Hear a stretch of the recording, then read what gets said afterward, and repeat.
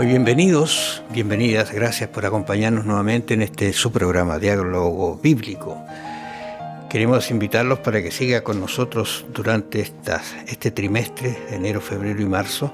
Son lecciones apasionantes, hermosas, lindas, preciosas, a veces difíciles de entender, pero allí están para estudiarlas.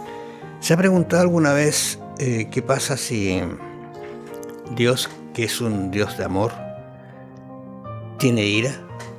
Complejo, ¿verdad? Entenderlo quizás, pero de eso vamos a conversar un poquito en esta semana. Bienvenido el pastor Sergio Celi, gracias por acompañarnos en estas audiciones. Un placer poder estar acá en Radio Nuevo Tiempo, también grabando estos programas que puedan ser de crecimiento para cada uno de nosotros. La ira y el amor divino es el tema de esta semana y yo le decía que la verdad es complejo, pero estaba pensando en algunas situaciones que se dan. Por ejemplo, si uno ve un hecho que es delictual o que afecta a un familiar, a un hijo, a un pequeño, ¿no es cierto?, aflora algo en nosotros. Y eso podría decirse que es una ira de alguna manera, quizás no controlada incluso, pero es una ira porque ¿cómo hacerle daño a un ser que no tiene idea, que es pequeño, que no se puede defender? Esas cosas son las que de improviso en el ambiente humano no las entendemos, pero Dios sí las entiende y actúa de una manera que quizá no lo logramos entender, pero Él actúa con ira también y su amor divino juntos. Dice, pero Él es misericordioso, dice el texto central. Perdonaba la maldad y no los destruía. Apartó muchas veces su ira y no despertó todo su enojo. Dios tiene ira, tiene enojo, sí. No sé, la ira es un sentimiento muy fuerte, se define como una cosa muy, muy fuerte en la persona. Sin duda, cuando nosotros hablamos de la ira, vienen en nosotros ciertas connotaciones negativas, como estudiábamos en una lección anterior acerca de los celos de Dios, ¿no?, que están relacionados también con su amor. Así también la ira de Dios aparece en la Biblia conectada con su amor. Pero quizás antes de eso, decir algunos puntos importantes. Muchas personas tienen este concepto equivocado de que el Dios del Antiguo Testamento es un Dios de ira y el Dios del Nuevo Testamento es un Dios de amor. No sé si ha escuchado a veces esa idea. ¿Por qué en el Antiguo Testamento aparece como que Dios siempre está enojado, como que Él está siempre juzgando? Y la verdad que ese es un análisis muy superficial de la Biblia, porque si nosotros revisamos bien, nos vamos a encontrar en el Antiguo Testamento muchas expresiones del amor y la compasión y la misericordia divinas. Por lo tanto, pensar que solamente el Dios del Antiguo Testamento estaba siempre enojado y no tenía amor es un cuadro totalmente equivocado. No tenemos el tiempo para ver la evidencia bíblica, pero hay suficiente evidencia en la Biblia para mostrar que el Dios del Antiguo Testamento es un Dios de amor. Hemos visto en las lecciones anteriores algunos textos que nos muestran eso. Y también en el Nuevo Testamento también encontramos expresiones de ira que vamos a ver ahora. En el Apocalipsis aparecen las plagas, aparece Jesucristo incluso que en algún momento se llena de ira, ¿no es cierto? Y realiza algunas acciones que nos pueden parecer un poco difíciles de entender. Pero a lo que vamos es que es un concepto equivocado el pensar que solamente el Dios del Nuevo Testamento es un Dios de amor y el Dios del Antiguo es un Dios de ira, ¿no? Eso es un concepto equivocado. Y como que si Dios siempre estuviese enojado y que hay que complacerlo, no es el cuadro que la Biblia nos presenta. Lo que nos presenta la Biblia es que Dios siempre va a actuar para beneficio de su pueblo, un Dios de amor. Sin embargo, como hemos hablado en lecciones anteriores, ese amor de Dios espera cierta reciprocidad, una respuesta. Se forma ahí un pacto, ¿no?, como hablábamos hace 2 semanas, entre Dios y su pueblo. Y es en el contexto de ese pacto en que nosotros podemos ver que repetidamente se produce un ciclo, ¿no? La lección nos muestra el día domingo que hay una especie de ciclo continuo que se presenta especialmente en el Antiguo Testamento, sí, respecto a que Dios hace un pacto con el pueblo. Sin embargo, el pueblo se rebela contra Dios, hace lo malo ante sus ojos, y Dios, por lo tanto, retira su presencia, su protección del pueblo, y eso significa que vienen otras naciones, oprimen al pueblo. Cuando el pueblo se ve oprimido, se ve afligido, clama a Dios por su liberación. Dios interviene atacando a las naciones que estaban afligiendo al pueblo de Dios, lo libera, y el pueblo, ¿no es cierto?, nuevamente queda en una buena situación con Dios, pero no va a pasar mucho tiempo hasta que el pueblo nuevamente se revele y esto vuelve a suceder. Este es un ciclo de caída, opresión, arrepentimiento, clamor, ¿no es cierto?, restauración, y luego nuevamente caída y así. Y ese ciclo aparece especialmente, por ejemplo, en el libro de los Jueces. Pero si nosotros seguimos viendo a lo largo de la historia de los reyes, ¿no?, de los libros proféticos, aparece continuamente este ciclo de restauración y caída del pueblo de Dios. Y por lo que podemos ver que no es que Dios siempre estaba enojado, sino que Dios estaba siempre dispuesto a bendecirlos a ellos, solo que era el pueblo el que se apartaba, ¿no? Sería interesante, aconsejamos a nuestros auditores y quienes nos están viendo también, que puedan revisar el material auxiliar, el complementario, es muy bueno en algunos aspectos. Él menciona justamente 4 mitos que se dan, y uno de ellos justamente que el Antiguo Testamento, ¿no es cierto?, es uno y el Nuevo es otro. En el Nuevo está la misericordia, el amor, y la ira está en el Antiguo. El otro mito es que Dios siempre está enojado y envía castigos de repente, como que se enojó y ahora le envía lluvia, tormentas, terremotos, qué sé yo. Y el otro mito es que la ira de Dios es contrario al amor de Dios. Y el último que él menciona dice que Dios está siempre, el amor de Dios está arraigado, dice, en el bien y lo desea para todos, en el sentido de que si en algún momento esto se termina, Dios salva a todo el mundo porque Él es amor. Recuerde, la palabra mito no significa verdad, es un mito, es algo que nosotros creemos y no es así. Dios no, viéndolo en lo perfecto como lo hemos visto nosotros, que realmente es un amor, y producto de ese amor, Él se enoja, se aira, ¿no es cierto?, con las personas. Dice la indignación de Cristo, hablando de estas situaciones que a veces se presentaban en Cristo o lo que hacía Él, iba dirigida contra la hipocresía, los groseros pecados por los cuales los hombres destruían su alma, engañaban a la gente y deshonraban a Dios. Y cuando uno mira el tiempo de Cristo, el ambiente que había entre los sacerdotes, el sumo sacerdote, es terrible porque ellos angustiaban a las viudas, les quitaban sus... Bueno, hay tantos detalles que aparece allí y uno dice, y Dios tuvo que lidiar con eso, con esa gente, hablarle. ¿Te acuerdas que en algún momento le dijo hipócrita? Les dijo víboras, pero era una realidad de la vida de ellos, y con eso luchó Jesús mientras estuvo aquí en la tierra.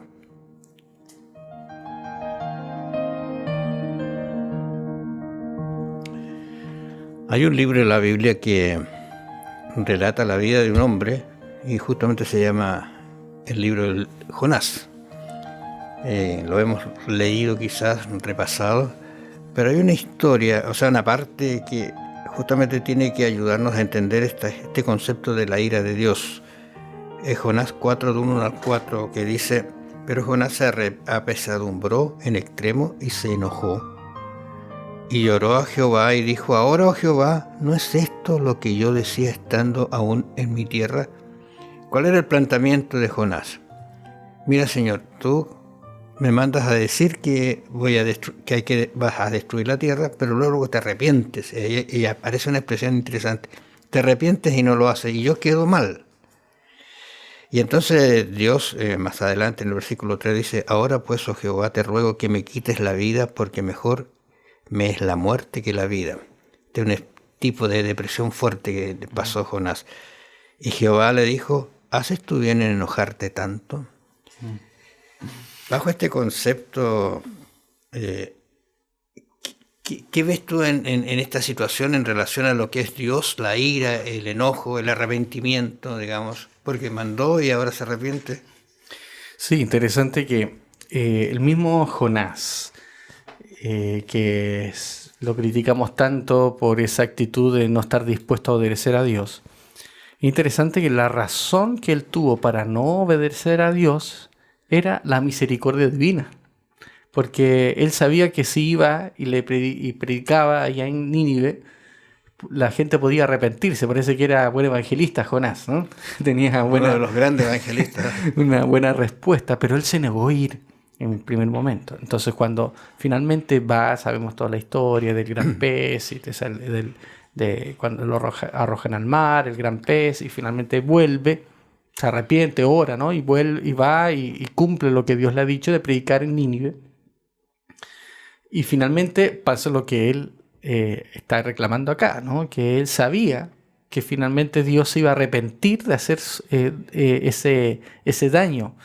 Dice en el versículo 2, ¿no? Oró a Jehová y dijo: ahora Jehová, ¿no es esto lo que yo había estado, lo que decía yo, perdón, estando aún en mi tierra? Por eso me apresuré a ir a Tarsis, porque yo sabía que tú eres Dios clemente, piadoso, tardo en enojarte y de gran misericordia, y que te arrepientes del mal. Entonces, aquí vemos este concepto de que Dios es clemente, misericordioso, y dice tardo en enojarse. En varias otras partes de la Biblia aparece esta expresión, ¿no es cierto? Tardo para la ira, lento para enojarse, ¿no? Hay algunas personas que se enojan rápido, ¿no? Decimos, tienen la mecha corta, decimos a veces, ¿no? No sé si hemos escuchado esa expresión. Bueno, en el hebreo, lo que nosotros diríamos acá en Chile, que alguien que se demora a enojar, le diríamos tiene la mecha larga, ¿no es cierto? Claro. Porque se demora. En hebreo la expresión es que tiene la nariz larga, ¿no? Ese es literalmente lo que se traduce como alguien lento a enojarse, porque la nariz en el idioma hebreo es una especie de metáfora de esa emoción de la ira. Entonces, las personas que supuestamente tienen la nariz más larga, de una manera metafórica, se demora más en llegar la ira, digamos, a la punta de la nariz, que se pone roja, ¿no? Algunas personas se ponen rojas cuando se enojan, ¿no? Y botan viento por la nariz. Entonces, Dios sería lento en enojarse porque Él tendría la nariz larga. Es una metáfora, no es algo literal, pero que expresa que la misericordia de Dios hace de que Él no se enoje de una vez de un momento a otro, ¿no? Entonces, aquí es donde está uno de los mitos que usted mencionaba, que el autor menciona ahí en la lección, en el libro de apoyo, que algunos piensan que Dios está siempre enojado. La Biblia nos dice todo lo contrario. La Biblia nos dice que Dios es lento para enojarse, que Él llega a expresar su ira solamente después de haber dado todas las oportunidades. Y Jonás y Nínive es un ejemplo extraordinario de eso, porque hay un juicio que Dios va a hacer sobre Nínive, pero cuando ve que hay una respuesta de arrepentimiento en sus moradores, entonces Dios retarda su juicio, ¿no? Dice, no, esta ciudad todavía tiene una oportunidad, le da una oportunidad más a través de Jonás y se puede realizar esa oportunidad, cosa que no siempre sucede. Recuerden ustedes con Sodoma y Gomorra, Dios también les dio muchas oportunidades. El mismo Abraham le dijo: Señor, pues si hubiesen 50 justos, si hubiesen 30 justos, si hubiesen 20 justos. Entonces Dios le dijo: mira, si fuese así, yo no lo destruiría. ¿Por qué? Porque Dios es lento para la ira. Él da todas las oportunidades posibles. Y ya Sodoma y Gomorra habían pasado por todas esas oportunidades. Dios es lento para la ira. Dios juzga, sí, pero ese juicio llega después de haber dado un montón de oportunidades, ¿no? Dios es lento para la ira, tardo en enojarse. Entonces, eso expresa la longanimidad de Dios, ¿no? Cómo Dios tuvo paciencia con estas naciones antes de ser destruidas. Lo mismo podemos decir de las naciones de Canaán. Recuerden ustedes cuando Jacob va a Egipto, Dios le dice: mira, no tengas miedo de ir a Egipto, porque todavía la maldad no ha llegado a su colmo aquí en Canaán. No había ninguna... quería darle una oportunidad más a estas naciones, y durante esos casi 400 años que el pueblo de Israel se va a Egipto, Dios trabajó de alguna manera que no conocemos en darle una oportunidad más a estas naciones de Canaán, y vemos que al final no surtió mucho efecto. Las religiones cananeas son de las religiones más idólatras, más sanguinarias, más inmorales que han existido en la historia, ¿no? Y eso nos da un contexto un poquito de por qué Dios pide finalmente que sean juzgados. Lo interesante es que es lento para la ira, pero llega el momento en que Dios se manifiesta. Y ahí en Mateo 21:12 está hablando acerca de Jesús que entró al templo y se encontró con una situación que era realmente desastrosa en cuanto a la adoración y el lugar donde debería adorarse.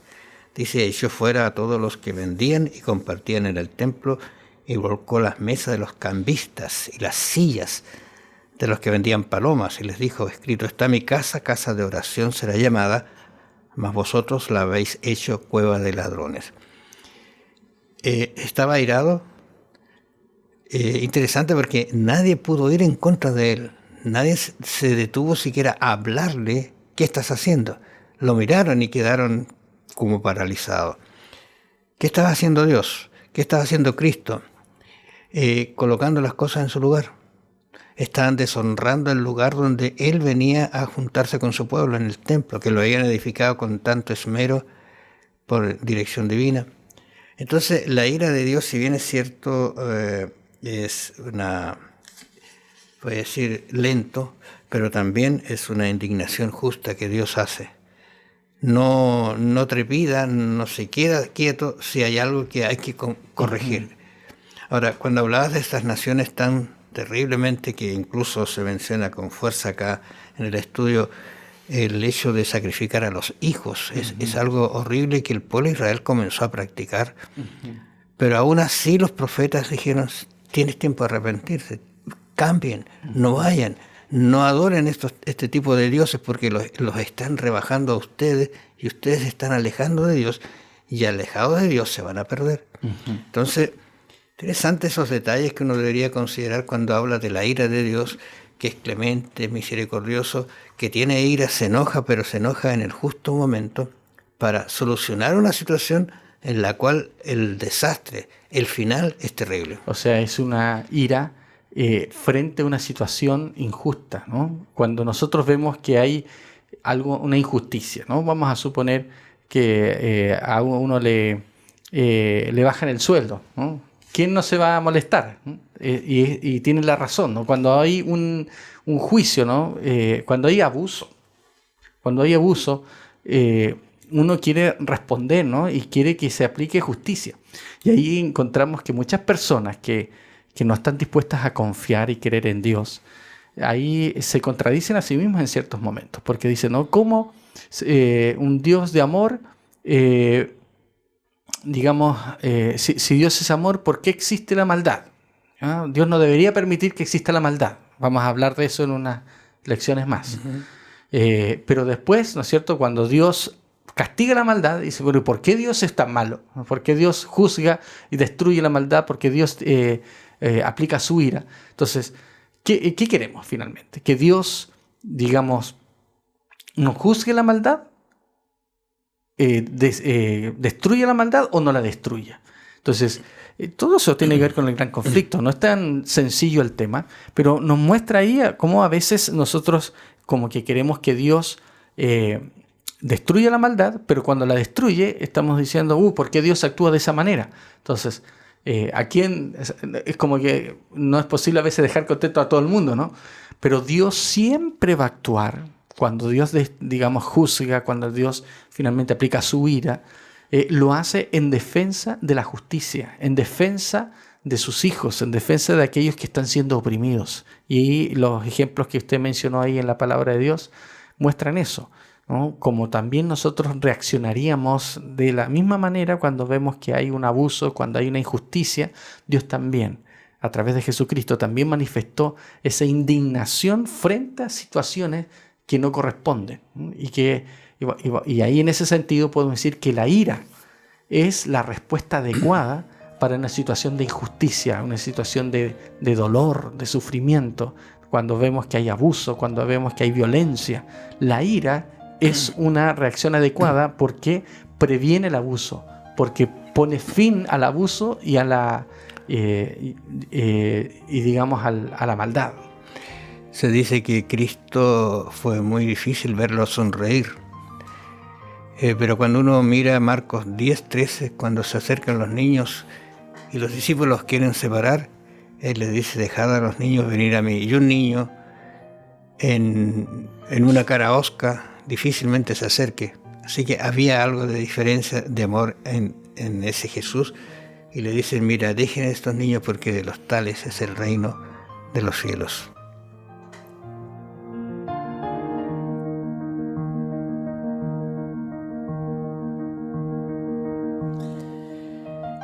Uno cuando mira las Escrituras se encuentra tantos aspectos del carácter de Dios. Dios no se complace en afligir en realidad. Y allí en Lamentaciones, capítulo 3, 32 y 33 dice: antes sí aflige, también se compadece según la multitud de sus misericordias, porque no aflige ni entristece voluntariamente a los hijos de los hombres. Y es allí lo que en el bloque anterior mencionaba, el hecho de que Dios no lo hace por hacerlo, sino que hay una causa, quizás respuesta a un efecto de lo que el ser humano se comporta. Porque uno cuando mira a Israel tan desobediente y lo critica, quizás si me pongo frente a un espejo digo: parecería que estoy siendo igual que Israel. Y entonces la consecuencia no es que viene de Dios, sino viene del camino equivocado. Y en ese camino encuentro lo que Dios no quiere que nunca encuentre. Esa es la situación. Bueno, y aquí nos encontramos con un tema muy, muy interesante. Porque como hemos visto, el amor de Dios es esencial a su carácter, pero la ira no lo es. O sea, la ira de Dios no es algo que es permanente de Él. La ira de Dios es una reacción al mal, una reacción a apartarnos del camino de Dios. Por lo tanto, nosotros vemos que muchas veces que en la Biblia aparece la ira, los juicios de Dios, son en respuesta, en primer lugar, a la desobediencia de sus hijos, ¿no? Y él sufre, ¿no?, por eso. Y en segundo lugar, vemos que lo que la Biblia le llama, ¿no es cierto?, generalmente que vinieron de parte de Dios aflicciones o juicios o momentos difíciles. Muchas veces cuando uno ve el detalle o le entra en línea, en realidad no es Dios el que está afligiendo a su pueblo, sino que más bien Dios está levantando su protección. ¿Por qué? Porque el pueblo ha rechazado la presencia de Dios. La presencia de Dios trae protección, la presencia de Dios trae bendición. Pero cuando rechazamos la presencia de Dios se retira y quedamos a exposición, quedamos a merced de los ataques del enemigo.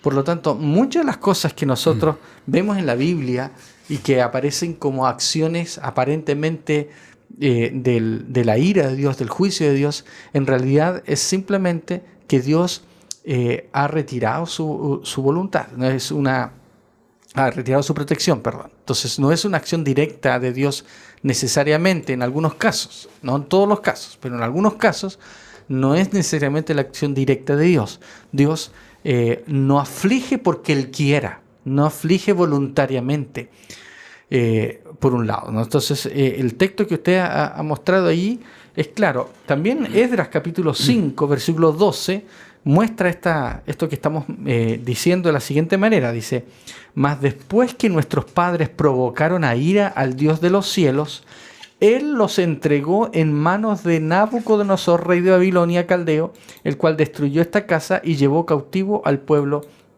a Babilonia. Entonces vemos allí que en realidad la acción activa de Dios no es la opresión en sí, sino es más bien decir: bueno, yo no puedo ya, este pueblo me ha rechazado, y quedan entregados, quedan a merced del pueblo enemigo de Dios, que es Babilonia. Entonces, esto de entregar al pueblo tiene que ver con eso, con retirar su protección, y después de haber dado todas las oportunidades. Nosotros podemos estudiar el pueblo. Esto se está refiriendo a Esdras capítulo 5, al momento en que Dios entrega a Babilonia al pueblo.